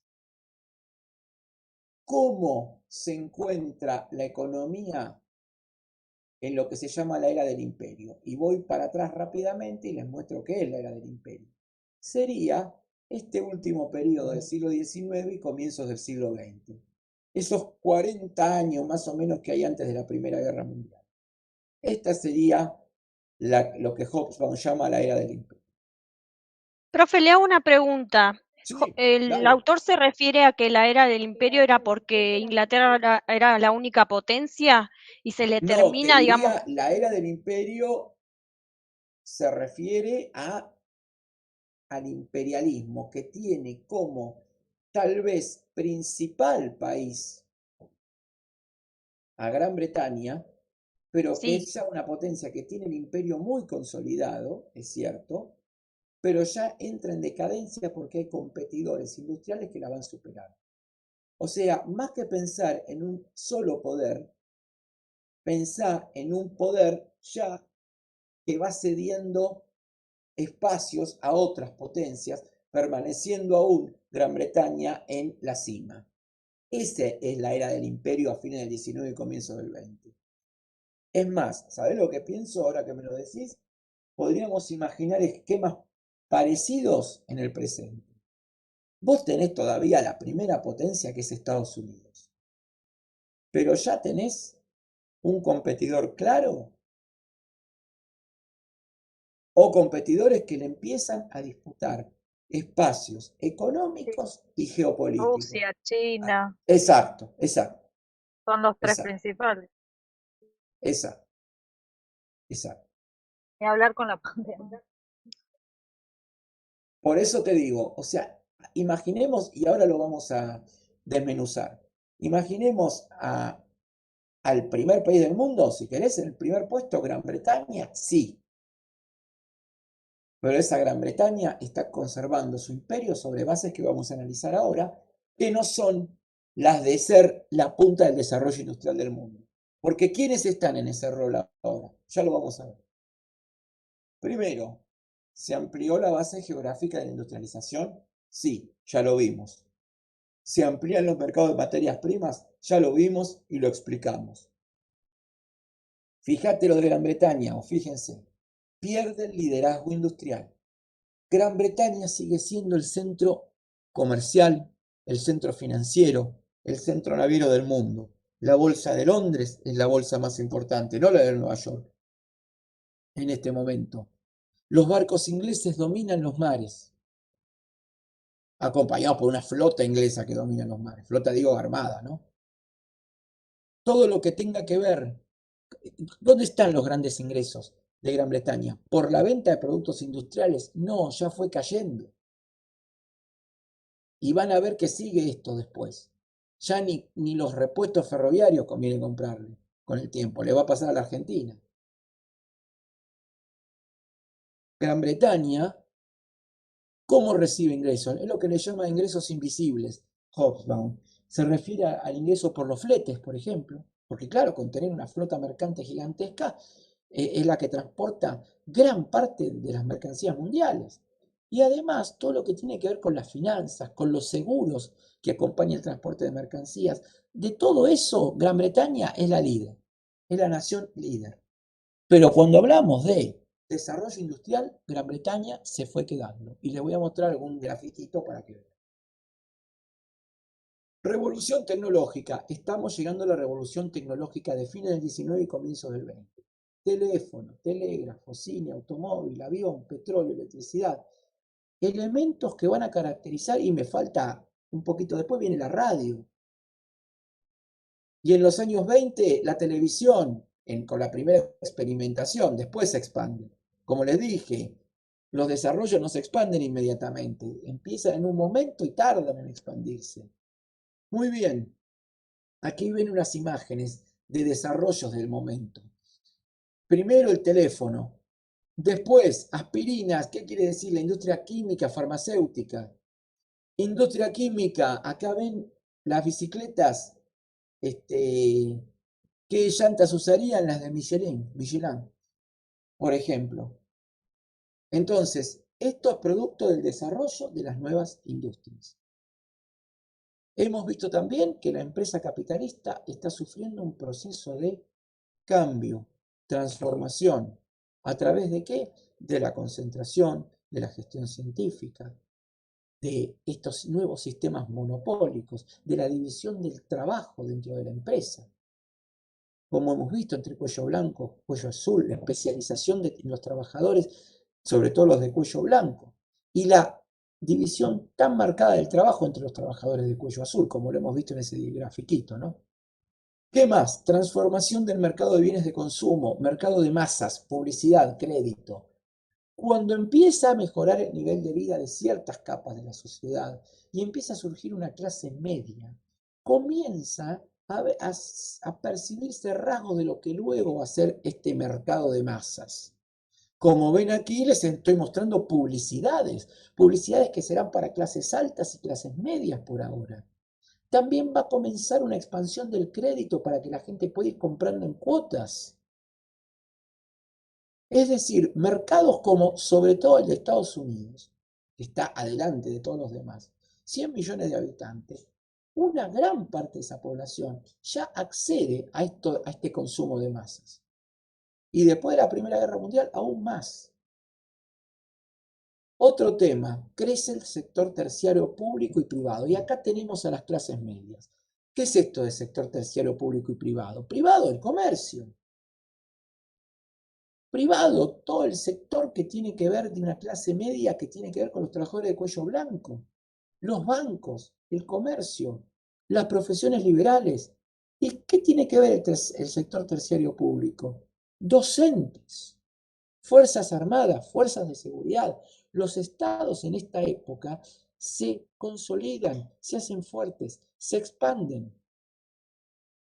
Los estados tienen líneas férreas, carreteras, sistema de telégrafo, y esto implica un mayor control de la sociedad, implica una mayor cantidad de empleados públicos para atender todas las necesidades que demanda un estado moderno. Y cuando se expande la educación, se expanden las escuelas, se expande el mercado de trabajo para docentes y toda gente que trabaja en las escuelas. Y si se expande el mercado de las comunicaciones, tendrán lugar todas las personas que operan los telégrafos, los ferroviarios, los empleados de correo. Aumenta enormemente la cantidad de población dedicada al sector terciario público y privado. Otra cosa, la convergencia total entre política y economía. Por un lado, acá puse en el resumen, protección de la base electoral, campesinos. ¿Cómo se protege al campesino? Con el proteccionismo. Lo hace Francia, lo hace Estados Unidos. El Estado, este Estado que vemos, no es un Estado productor, no es dueño de fábricas. Lo que hace es sentar las bases para orientar el rumbo económico y protege a las empresas nacionales. ¿Cómo? Con la expansión colonial, por ejemplo. El Estado conquista un territorio en África y le permite a las empresas del país, ponele Francia, a explotar ese territorio. Es el Estado el que va adelante, genera las condiciones para el desarrollo, desarrollo económico. No estoy poniéndole un carácter positivo al término desarrollo, cuando hablo de colonialismo. Y entonces, ¿qué hace? Propicia estos procesos económicos y la empresa se beneficia con este contexto que le genera el Estado. Pero claro, choca con otros estados nacionales y eso lleva a la Primera Guerra Mundial. ¿Se entiende esto? Sí, una pregunta del punto 6. El Sí, sector terciario es el de servicios, ¿no? exacto. Sí, Listo. es lo que dice el autor, que son tiendas. Es comercio. Miren, acá tienen, a ver. Oficinas. Exacto. Publicidad define el 19 y comienzo del 20. Primero los inventos. Aviones, cine, automóvil, máquina de escribir. Bueno, el desarrollo acá, las bicicletas también, obvio, van a tener un desarrollo importante porque van a poder comprarlo más gente, ¿no? Pero aquí tenemos, miren, cámaras de fotografía. Entonces, pensemos, sector terciario, ¿dónde lo vemos acá? Comercio, y bueno, ¿cuánto comercio rodea el cine? Tenés sector terciario. Sector terciario, aquí vemos una secretaria que está con una máquina de escribir. Acá tenés, y esto vale para sector público y sector privado. Acá, bicicletas Peugeot se están vendiendo. Fíjense, el cartero le entrega una carta a un oficial. Dos cosas, el cartero, sector terciario. El oficial, bueno, parte del aparato militar. Imagínense que era una propaganda de fines del siglo XIX. Paz armada, militarismo a full. Esta propaganda en esa época era bien vista. Ahora lo veo difícil que sea bien vista una propaganda así. Pero acá tienen el sector terciario. ¿Cuánto sector terciario hay detrás del automóvil? No hablo de la fábrica, que es sector secundario, sino de los servicios de cargar nafta, lavar el auto, el chofer. Bueno, ahí tienen un montón de sector terciario también. Por supuesto, como verán, hay ciertas propagandas que por la vestimenta de las damas y los caballeros, aquí de la dama, apuntan primero a clases más altas. Pero luego se va a expandir esto con el correr de los años 20. 20, sí, más o menos, después de la guerra, sobre todo. ¿Se entiende esto? Sí, Sí, sí. sí. Y acá les dejo un cuadrito.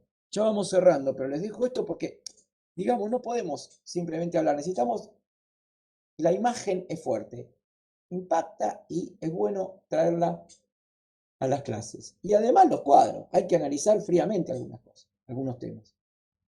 Crecimiento, y ahí van a ver el tema de Gran Bretaña. Porcentajes de crecimiento de determinados ítems. Población. Fíjense, el país que crece menos de los grandes países industriales es Alemania, es Reino Unido en población. Producción de carbón. La gran productora de carbón queda atrás frente a Alemania y Estados Unidos. Hierro. Miren, los números hablan, ¿no? Ya acá. Acero. O sea, la gran potencia industrial queda detrás en un montón de rubros. Fíjense, exportación de productos manufacturados. Gran Bretaña transporta productos manufacturados con sus barcos, pero no necesariamente son productos británicos ya. Por eso Gran Bretaña quería el libre comercio, como dijo una compañera al comienzo de la clase, y no quería el proteccionismo. A Gran Bretaña, que estaba cayendo ya del podio de la producción industrial, se beneficiaba con el comercio, con el libre comercio. Entonces, cuanto más libertad de comercio hubiera, más se beneficiaba Gran Bretaña. Y fíjense,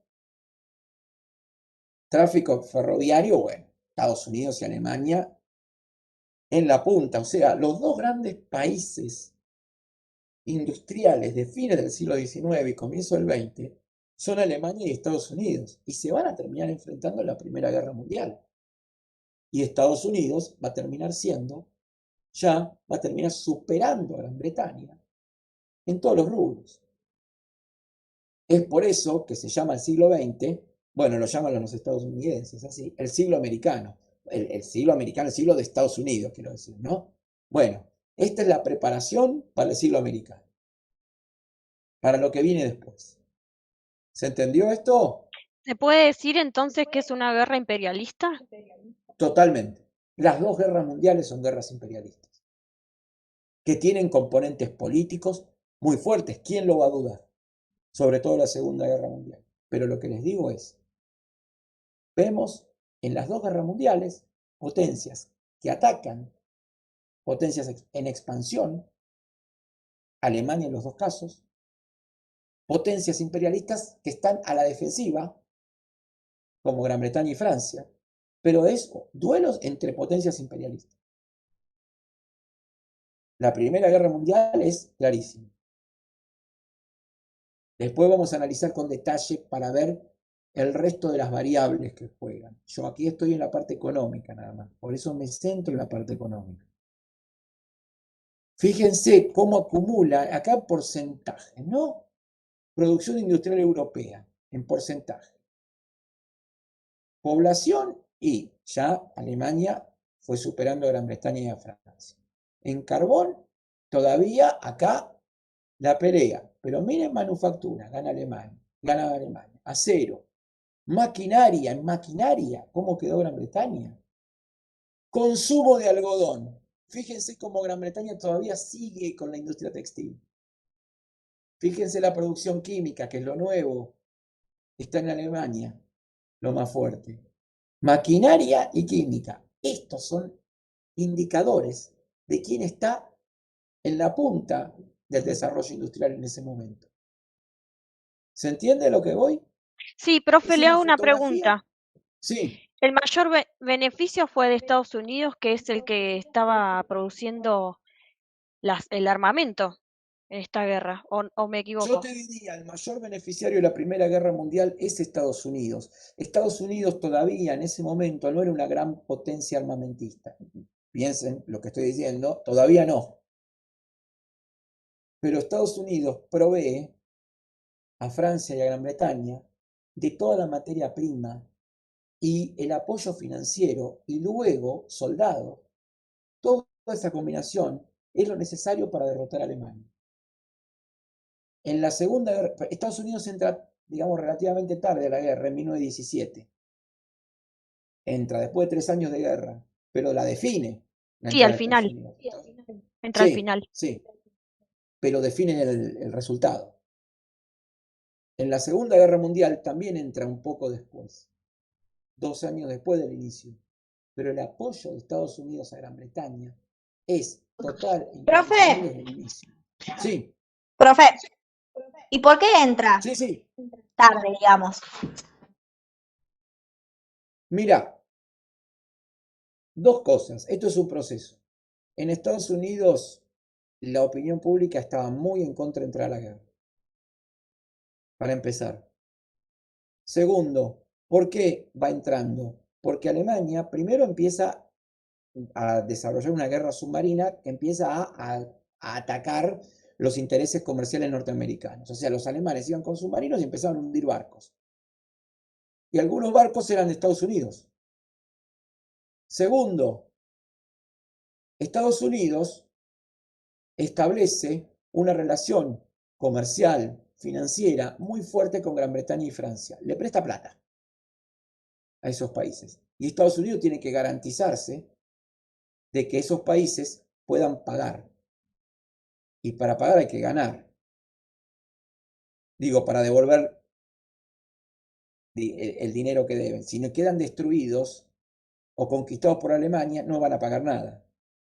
Entonces, Estados Unidos se asegura que su sistema económico, productivo, comercial, que está vinculado más a Gran Bretaña y a Francia que a Alemania, porque Alemania es su competidor al fin y al cabo, quiere asegurarse que ese sistema siga manteniéndose. Y es por eso que entra en la guerra. En tratar de entra para auxiliar a Gran Bretaña y a Francia.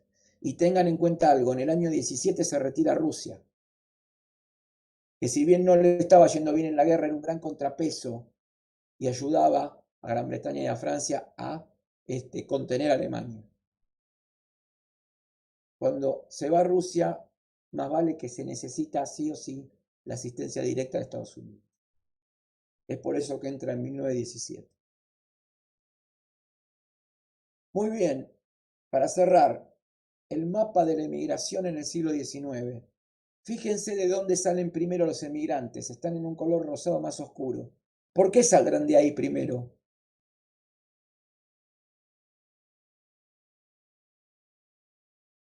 Porque es la zona que primero se industrializó, donde empezó a Totalmente. sobrar primero mano de obra.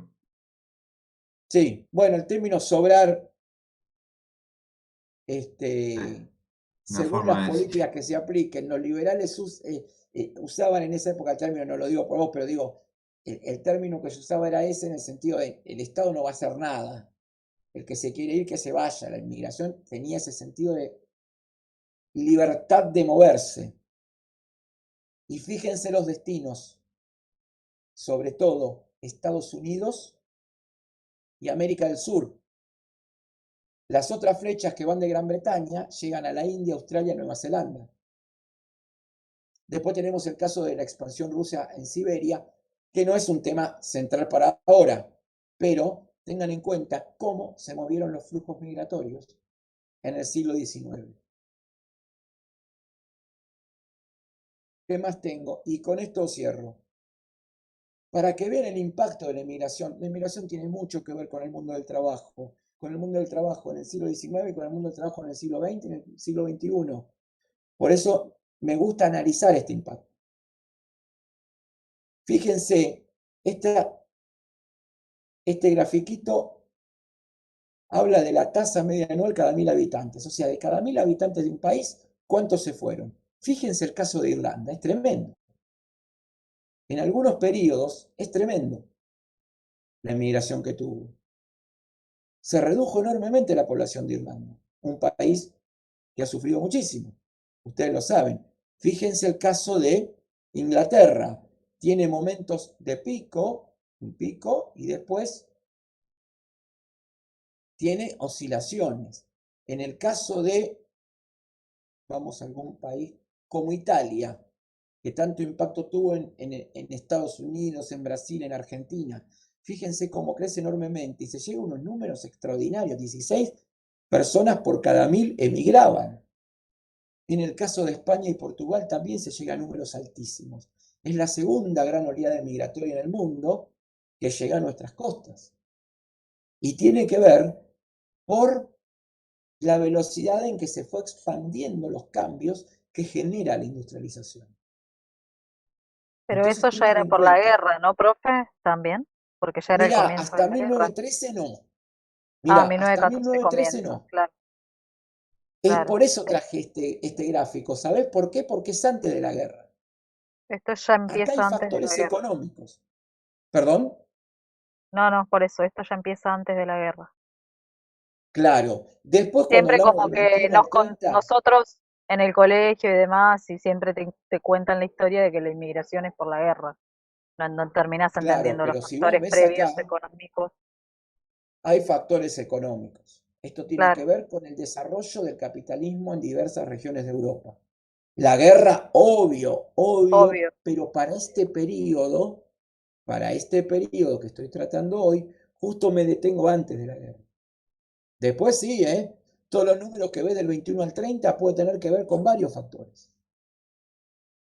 Pero después del 45 tenés un montón de inmigración debido a la guerra, pero también debido a las causas económicas.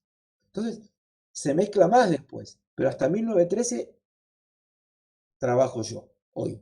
Así que bueno, este es el panorama general, esto ya no es el reparto de África, simplemente para que vean cómo en 1880 África estaba subdividida en un montón de territorios administrados por los propios habitantes de África, y en 1913 todos estos colores que ven son dominios de las grandes potencias. Esa es la época del imperialismo, ese es el reparto de África. Eso es conseguir materia prima barata, mano de obra barata e imponer la producción de cada país. ¿Ven? Toda esta zona azul es de Francia. Francia ahí sacaba materia prima, tomaba el trabajo de los habitantes a bajo precio y les imponía sus productos. Lo mismo en el rosado de Gran Bretaña, ¿no? Bueno. Son todas colonias. Colonias para 1913, sí.